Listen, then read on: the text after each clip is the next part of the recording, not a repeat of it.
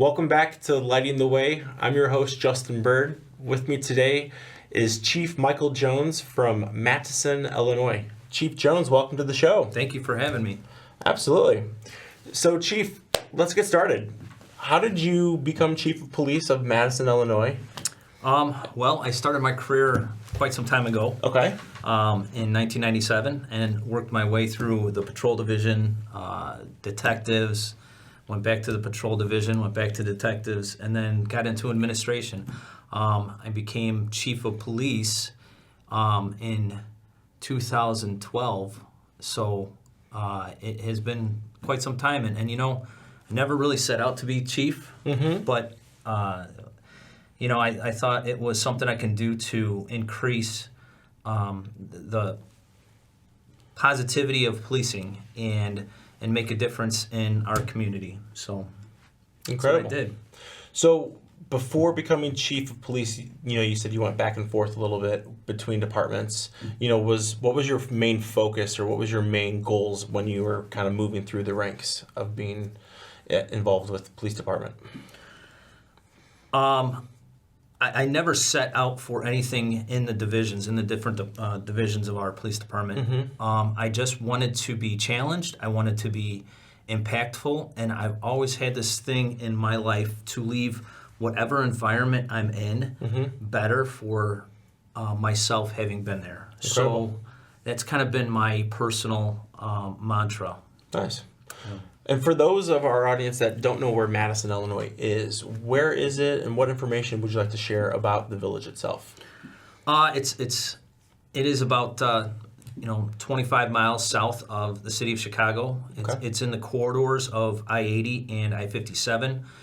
We actually have off the expressway, we have two interchanges to get through our town, and it is very, very dynamic and diverse. And when I say diverse, I mean both ethnicity, but also in terms of working class, and also in terms of we have, low income housing, we have expensive housing, we have a lot of plazas and businesses and car dealerships and banks.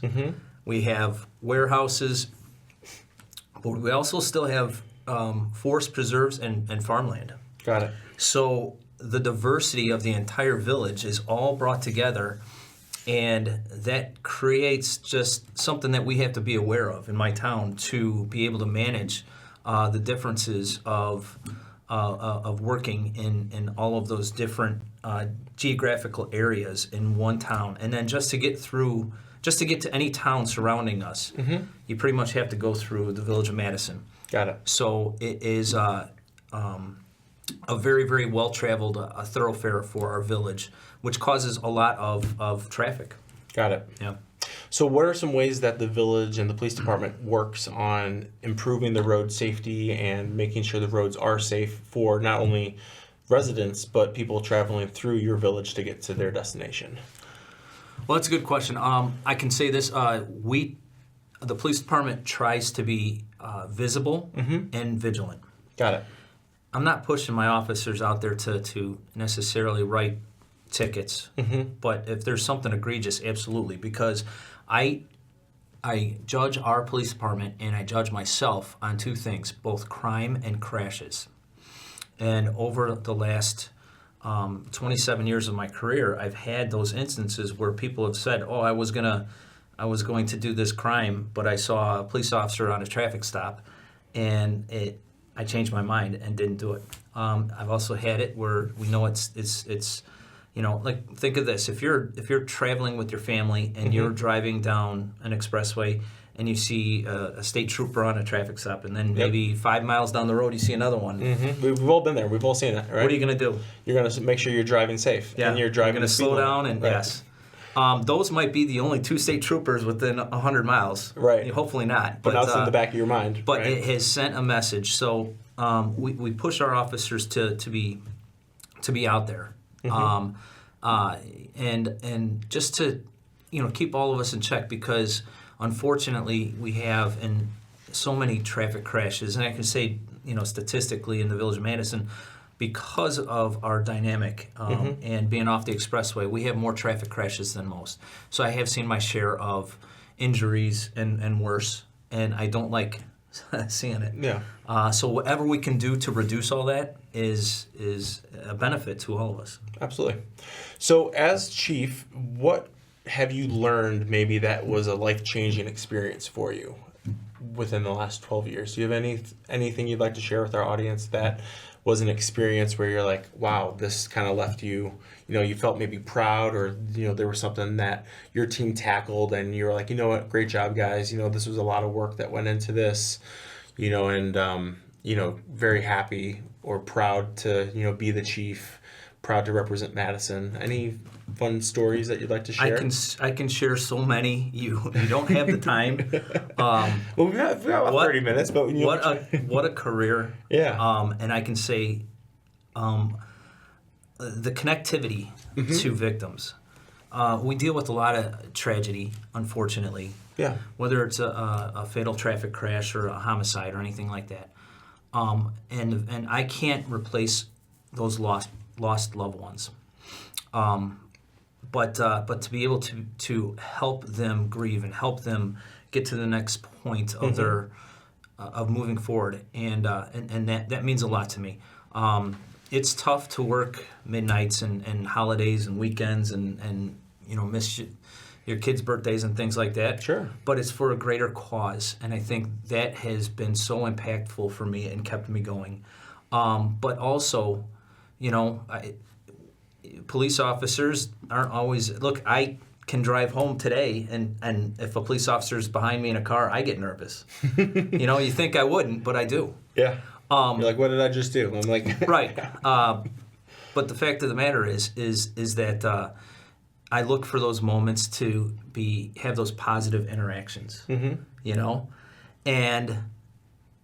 I can still go to a grade school and read a book to a kid, and then they have 100 questions, and I try to leave, and I can't leave the grade school without 20 kids giving me a hug. And I think about that, and I think, wow, that probably made more of an impact on me than it actually did on the kids. Wow. And it's those little things that I appreciate, where I work and the career that I have been in. So I think that to answer your question, Justin, is just the opportunity to have an impactful career is just so momentous, and that I will never let that go. Yeah. Great stuff. Thanks for sharing that. Let's kind of talk about the SafeLIGHT Foundation. So how did Matteson and how did you get involved with the SafeLIGHT Foundation? Kind of talk to our audience to help kind of connect the dots there. So how did that get on your radar? Working through with another company called Alltech, it was brought to my, they brought it to me. And they said, we only have a few agencies that we would start this pilot program with. And going back to what we talked about before is any opportunity I have to have a positive impact for my department and my community, to have a positive impact.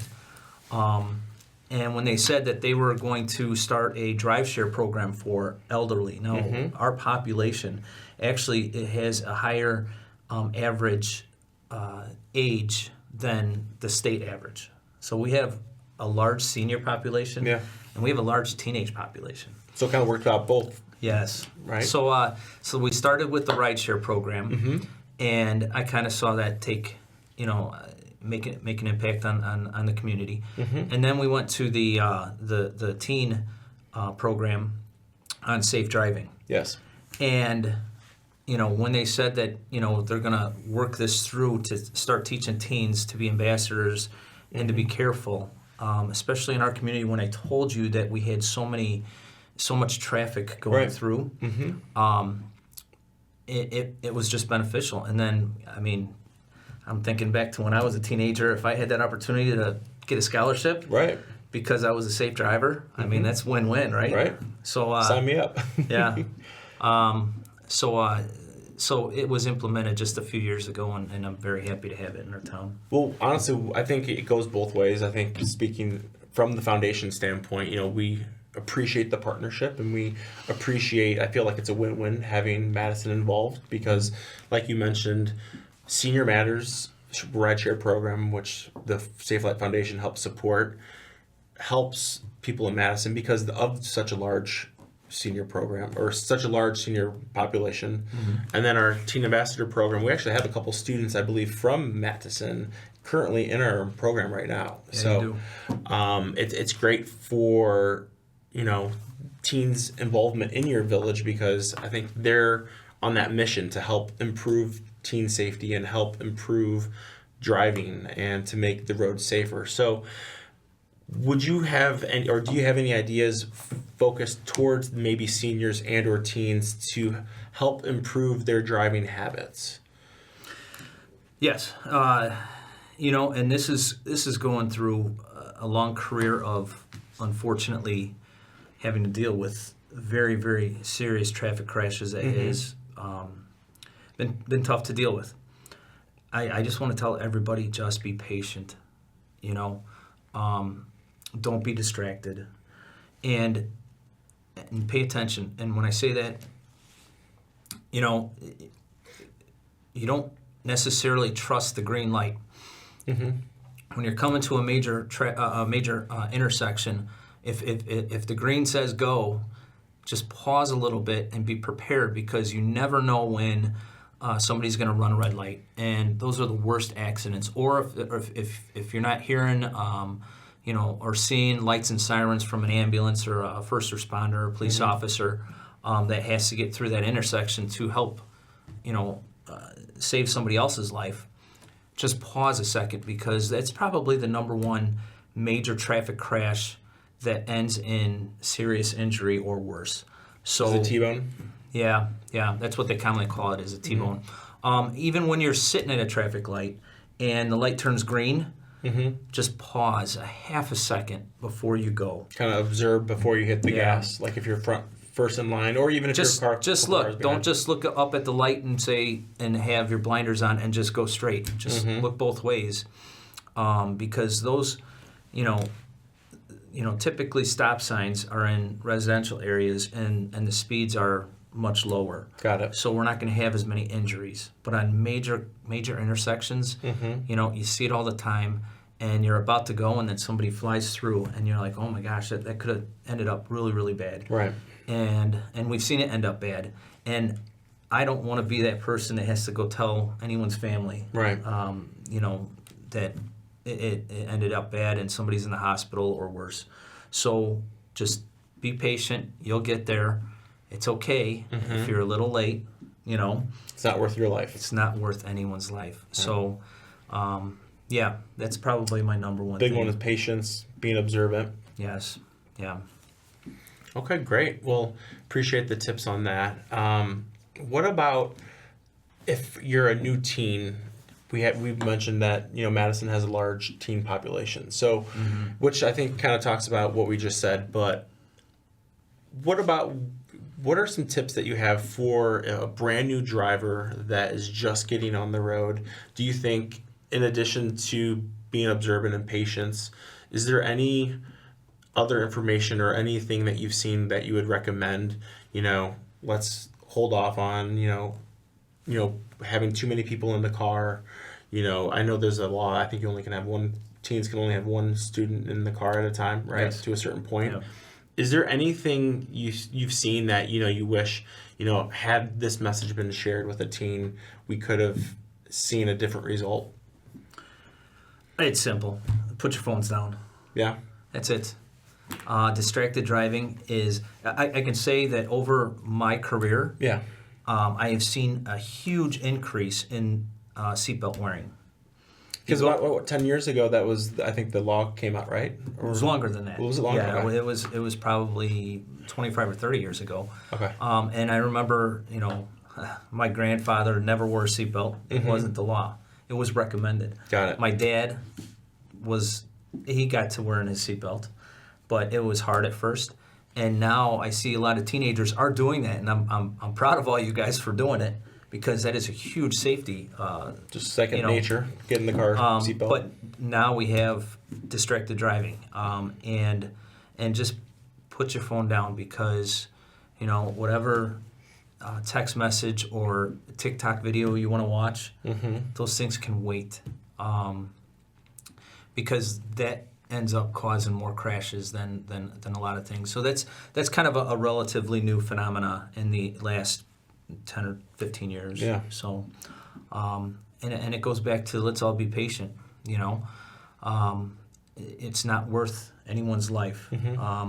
And I'm probably one of the few in this room that has had to go to somebody's house and tell them that there was a loss of life because of a fatal traffic crash, and that's hard to do, and it is, you know, it is it's tragic. I don't want to ever have to do that again. Yeah. And if it's just a simple thing such as wearing your seatbelt or putting the phone down, then just do it, because you know nobody wants to make that notification. Yeah. So I mean, I think there might be a good opportunity for our teens to maybe help with, you know, our teens from Matteson, you know, as they start to make promotions and as they attend village board meetings, you know, to like spread the word on safe driving, put your phone down with different safety campaigns. I wonder if there is do you guys ever visit, you know, high schools and like kind of share that message, focusing to teens, you know, patience? Is there like after you get your driver's license, is there ever like the police department will partner with the high school and then swing by and, you know, we have in the message past, and I think that we should more. So now that you're telling me this, now it's gonna challenge, right? It's gonna challenge me to implement something even more so. But what I do like, going back to your program, is that these ambassadors, it's not just helping those individuals, right? Because they're going to be talking to their friends, and they're going to be in cars with their friends, exactly, and they're going to be saying stuff like, "Hey, put the phone on, right? Yeah, or be careful right here, coming up to this intersection, watch out," you know, things like that. So it's like a waterfall. It can start with just a couple drops of water. Exactly. And next thing you know, you have a beautiful waterfall. And that's what I'm hoping these ambassadors can do is take your program to the next level. Yeah. We last episode we had our teen ambassadors on, and they were talking about how it's not cool to, you know, talk about driving safety and kind of breaking down those barriers, right? Yeah. So I think it might be kind of cool if, you know, maybe down the road the teen ambassadors, when they start talking to their friends more, you know, we can kind of break down those walls, because when I think you're younger, like I'm 35 now, but like 20 years ago when I started driving, you know, I think it's the freedom that you have behind the wheel. You're excited. You want to, you know, go drive with your friends, you know, whether it's to a friend's house, or, you know, take a road trip. You're not thinking, let's take our time behind the wheel. Let's remember what we just learned. It's, oh, let's have fun, right? I think we need to continue to have those conversations openly, because, you know, people want to continue to drive safe, right? It's not, I think people, like you said, you need to be patient behind the wheel. You need to remember that you are driving a very heavy machine that can cause damage, and you need to take your time and remember what you've learned just in driver's ed, right? And kind of have those conversations. When you see something, say something, right, to your friend. That's what we're hoping with the Teen Ambassador program, is they can kind of help break down those barriers. So now that I think we're in our second year of Teen Ambassador program, I think it's kind of fun to see these conversations continue, because at the end of the day, it's one step. And as that step continues and we continue to make progress, it's interesting to see it evolve. So I'm hoping that we can kind of break down those barriers. And we I like that. I would also say, let's think big picture, because you have, maybe you're trying to go to your friend's house, or you're late to school, or whatever the case is. Sure. I don't set the rules of the road. I don't set the speed limits on different roads. Yeah. They're there for a reason. It might be in residential areas because there's kids playing, and you never know when a 5-year-old kid might run out into the street. It might be on a farm road, or a road by a forest preserve, that it might be 40, 45 miles an hour, and it's there for a reason, because you don't know when wildlife is going to run out into the road, and you swerve. We had an eagle actually land in the road, and a young lady, a teenager, swerved her car and rolled it, and she almost lost her life because she ended up clipping the eagle. For everyone's sake, the eagle survived. We were able to save it. Good. You can Google that, but and she was okay though. she was, but she rolled her car, flipped it, and it could have been way worse. Or a deer or a coyote, or whatever those things. And then, in business areas, you have pedestrians, you have people riding bicycles more now, which is a good thing. And you just those rules of the road, the speed limits are there for a reason. Right. It's not a suggestion. Yes, it's not a suggestion, and my job is to enforce those rules. Absolutely. But look at the bigger picture. They're there to make sure you're safe and make sure that everybody in that community is safe. And you might think, I don't know why the speed limit is so low. Well, it's so low or set for a certain reason, because based on the dynamics of that city. And I talked about how diverse my community is. Sure. And the different roadways have, working with the Illinois Department of Transportation, the Cook County Department of Transportation, and the Village of Matteson, they're all set there for a reason. So no, there's a bigger picture, and if your ambassadors can take that message out to their friends and everything, I think it would be impactful to reduce crashes. Absolutely. Yeah. So with the large senior population in Matteson, would you say that they're maybe are more patient behind the wheel, or are they also maybe having that issue, or is there maybe some tips focused on seniors behind the wheel? You're asking me to generalize my seniors, because then they're going to come back and yell at me. No, I think that they are more patient behind the wheel. Yeah. And they just want to get home safe too. So they let me know when they see serious infractions, especially at certain locations. I think our senior population is very good at driving nowadays. Okay. Yeah. That's great. But they can always take advantage of the rideshare program. Right, which is nice. It's a nice benefit. It's nice to have options. Of course. As we're starting to wrap up the show, what would you like to leave with our audience? Is there kind of a final word or any last minute thought that you'd like to kind of share with our audience? It's a beautiful life. Let's take advantage of it. Let's not just live in the moment, but let's live for the future moments. And you think that today is so important, but I can tell you that tomorrow is way more important, and not everybody gets to see that, unfortunately. So if we all take a little bit of time to reflect on that and just be a little bit safer and be a little bit more respectful to the people around us, we'll get to those future awesome moments. I've had a great career. I'm happy to be involved in anything that's positive, which I thank you guys for bringing me here. No, absolutely. I mean, we really appreciate your time, and I really appreciate the relationship that we've had over the years.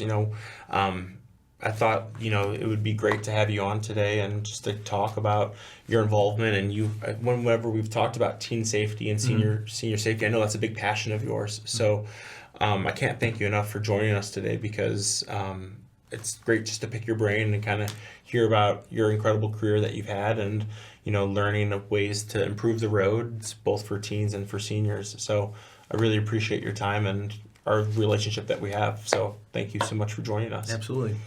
But whatever we can do with the SafeLIGht Foundation to support the Village of Matteson, I hope we're always here to help, and I just would love to I want to keep continuing having these conversations, because we know it's not, it's a continuing thing with driving safe and making the smart decision, staying patient. So I'm glad that we have some teens in Matteson that are involved in our program. Pretty proud of you guys. And we are too. I don't think they realize the impact that they have right now that they're making. And it's exciting to see them grow over the last couple of months since they just started the program. But I'm excited to kind of continue this relationship that we have, and maybe if we can get our teens involved, if they ever, can get involved with your village meetings, or if you ever need them to, show up at the police department to, provide some, maybe some information, like just let us know. We can kind of have a conversation later on and talk more about ways we can get them involved to help spread the word on driving safe and staying patient behind the wheel. Let's do it. So awesome. Well, I appreciate your time, and thanks again for meeting with us today. Thank you, Justin. And we'll talk soon. So, well, thank you very much for joining us. Remember to drive safe and to drive right with SafeLIGHT. Y'all take care.